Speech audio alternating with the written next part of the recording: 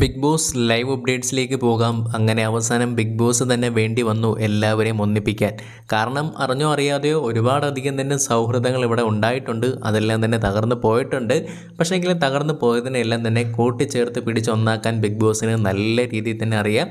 എന്തായാലും അനുമോൾ, ശൈത്യ, ആതിര നൂറ ആ ഒരു പട്ടാ ഗേൾസ് വീണ്ടും വന്നിരിക്കുകയാണ്. ഇനി അതിനൊരു പിരിയൽ ഉണ്ടാകില്ല എന്ന് തന്നെ നമുക്ക് പറയാം, ആശംസിക്കാം.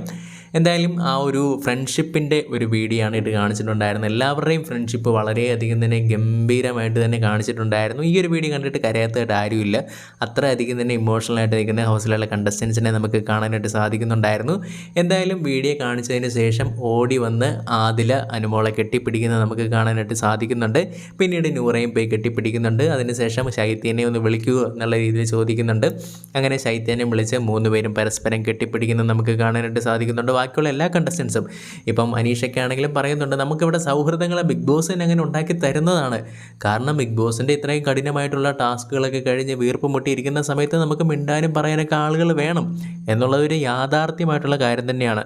അങ്ങനെ ഉണ്ടാകുന്ന സൗഹൃദങ്ങളാണ് ഇവിടെ ഉള്ളത് എന്നുള്ള കാര്യങ്ങളാണ് പറയുന്നത്. എന്തായാലും അവർ പരസ്പരം ശൈത്യയും അതേപോലെ തന്നെ എല്ലാവരും പൊട്ടിക്കരയുന്നത് നമുക്ക് കാണാനായിട്ട് സാധിക്കുന്നുണ്ടായിരുന്നു. നല്ല രീതിയിൽ തന്നെ അനുമോളൊക്കെ കരഞ്ഞിട്ടുണ്ടായിരുന്നു. ഞാൻ നിന്നെയൊന്നും കൊത്തി വലിക്കാൻ ഇട്ട് കൊടുക്കില്ല എന്നുള്ള കാര്യങ്ങളാണ് പറയുന്നത്.